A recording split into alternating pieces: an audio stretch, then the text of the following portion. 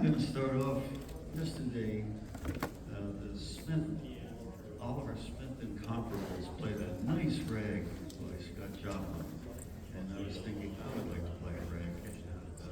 The three biggies in the ragtime world were Scott Joplin and Joseph Lamb and James Scott. Some of you might know James Scott through Climax Rag. That's a popular number that he wrote. This was one he wrote, I believe, 1909. It's called Grace and Beauty.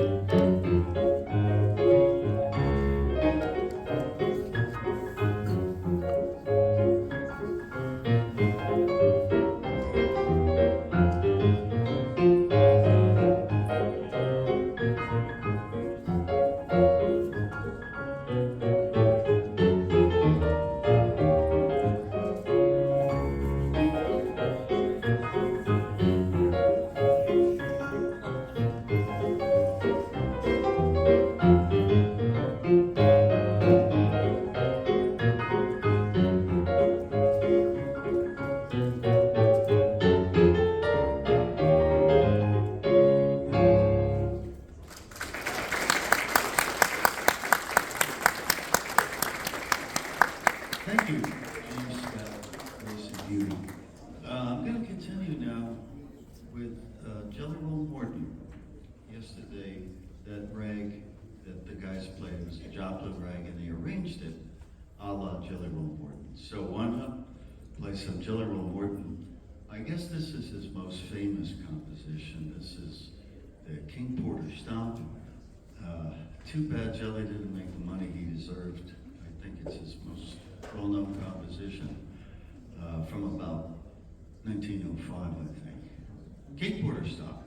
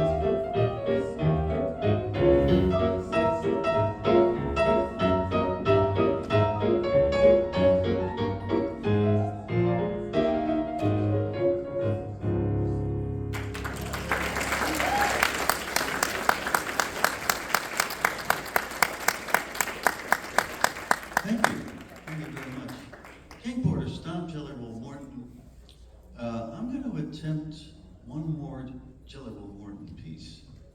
I haven't played on this piano yet. It's a great, wonderful instrument. Steinway can't beat it. But some of them tend to fight back a little bit. So in spite of that,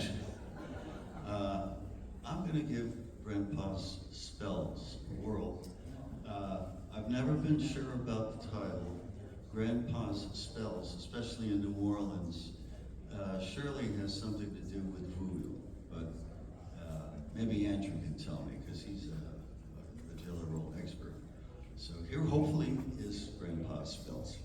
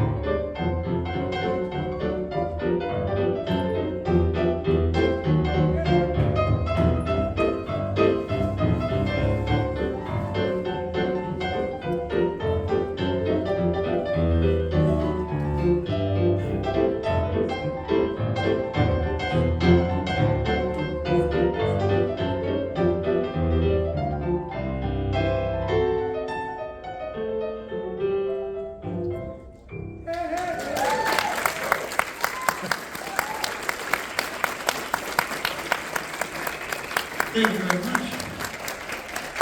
That was Grandpa Spells, Jelly Roll Morton. I believe Paul is up next.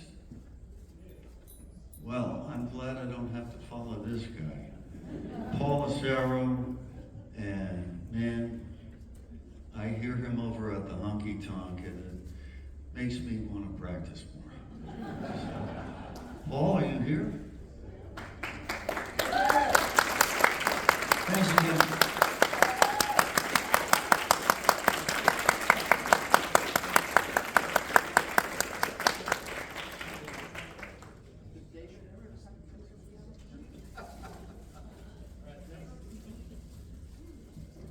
Thanks a lot. Couldn't do 3 tunes as well. I decided to pick one composer and make kind of a little suite out of it, and this is one of my favorite of the so-called Harlem Stride Piano School. Willie the Lion Smith, who was arguably the most interesting composer of the group. Definitely not like anybody else. Lots of different left hand patterns and things other people weren't using at the time. Here's one of his pieces that's very typical, and one of the things he recorded first as a piano solo back in the 30s. It's called Passionette, and then we'll go from there.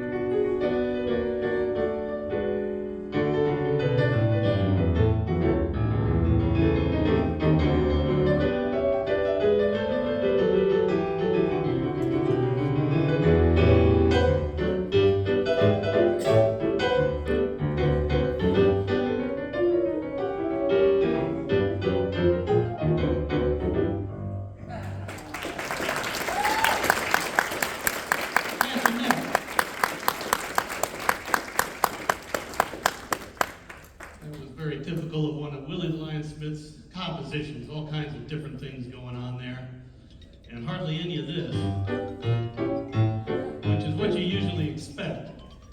with the Harlem Stride School. Here's a tune that the Lion didn't write. It's called Dardanelle, but it was a big hit in its day around 1920. And Willie the Lion always admired this composition. He played a solo version of this to the end of his life. He must have recorded it a dozen times. And over the COVID lockdown, I finally sat down and figured it out. I don't think it's ever been written out, but here's my interpretation of the Lion's Dardanelle.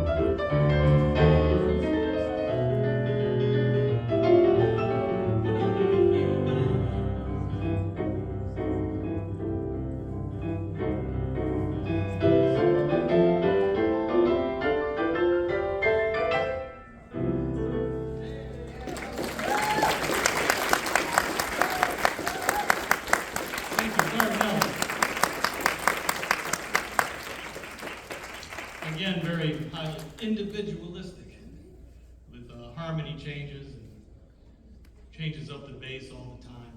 I'm going to do now, I'll finish up with one of the Lions' compositions called Bring On the Band.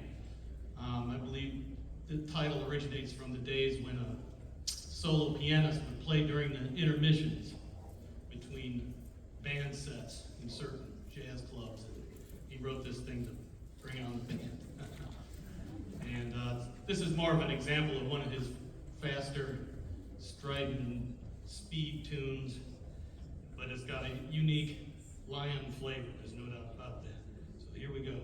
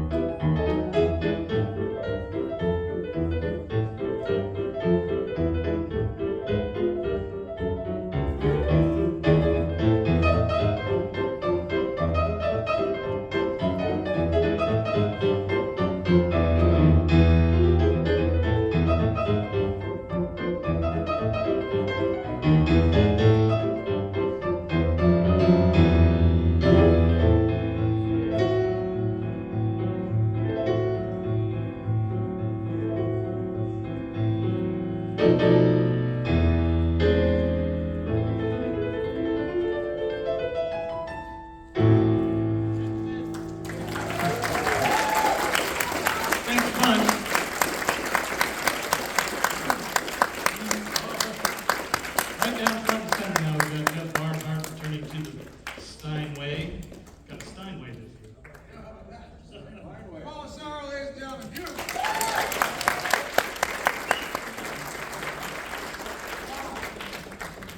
So a quick story, Willie the Lion, Fats Waller, and Art Tatum were all scheduled to play on a concert together. And they drew straws to see who went first. And Art Tatum went first. And the two of them were on the sidelines watching as this phenomenal jazz pianist just stole the audience's hearts and minds. And Fats looked at Lion, sort of, it's getting a little hot in here, isn't it, Lion? You know, what do you think you're going to do when you go out there? He goes, I don't know about you, Fats, but I'm going to talk a lot. I kind of feel like that following these two. Hey, Jeff, if you wouldn't mind making sure to capture this, that'd be great. Thank you. So I'm going to start off by completely throwing it out. Here's something that you're not expecting, but I had a request for this at the Biggs Festival in 2017. So I'm going to do it now. I always do the requests in the order they come in. And I can't remember the guy's name, and I don't even know if he's here. But if you see him, tell him I did it. All right?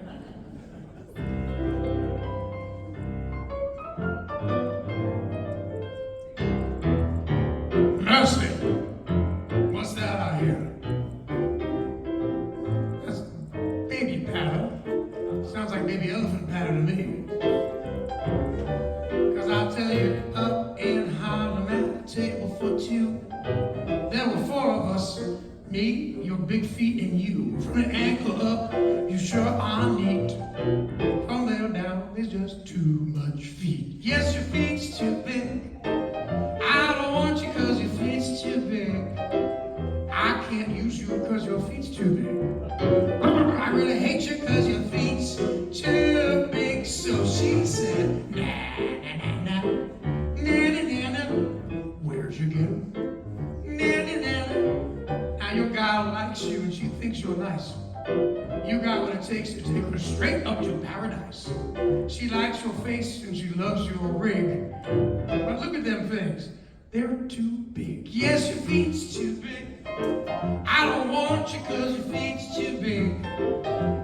I can't use you cause your feet's too big. I can't even dance because your feet's too big. Now, your pedal extremities are colossal. To me you look just like a fossil. Oh, you got me talking, walking, and squawking because your feet's too big.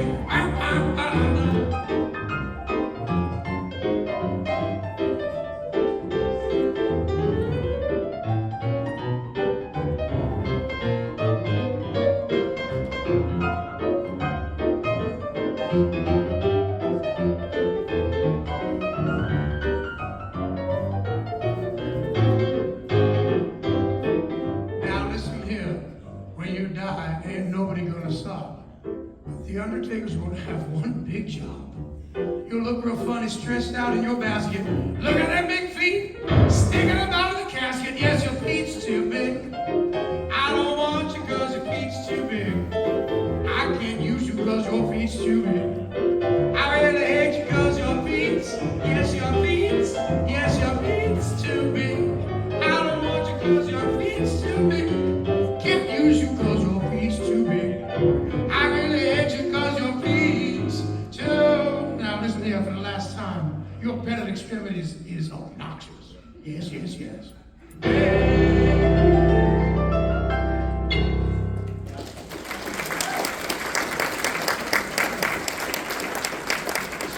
Fats didn't write that tune, but Fats made it his own. And I'm going to stick with Fats for this set.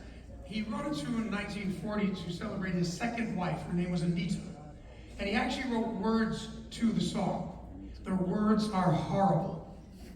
He wasn't a good lyricist, which doesn't make any sense because on all of his records he has these wonderful, spontaneous ad-libs, which are hysterical. You think he could write good lyrics. That's why he needed Andy Razaf and others to do it.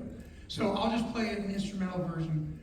Mine is taken a bit from him, a bit from Louis Mazitier, a dear friend of mine, and probably the greatest stride pianist in Europe. So let's see how this goes. Fats Waller's Anita.